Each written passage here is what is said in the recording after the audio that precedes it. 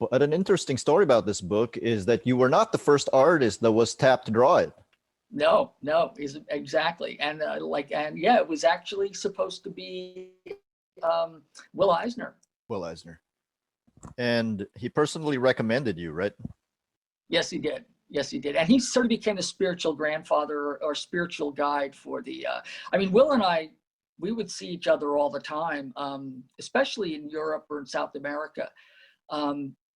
It was fun because we had our own little unique sign off. We'd be like, see you in Timbuktu, like to each other at the end of a flight. But I would get together with Will and I'm blanking on his wife's name, and Harvey Kurtzman and his wife. It's like not Muriel, that's Joe Hubert's wife.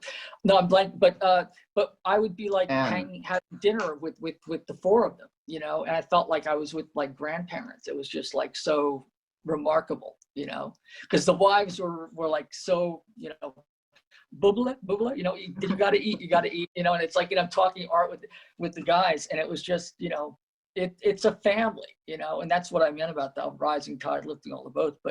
But Will was just,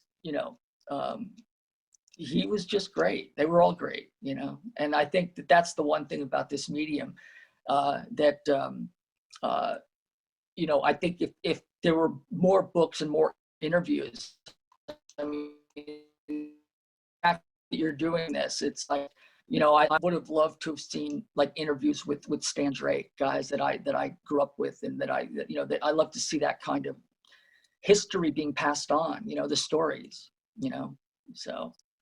But I mean, how did it make you feel knowing that one of the greatest of all time passed on a comic and personally said you were the better person to draw it?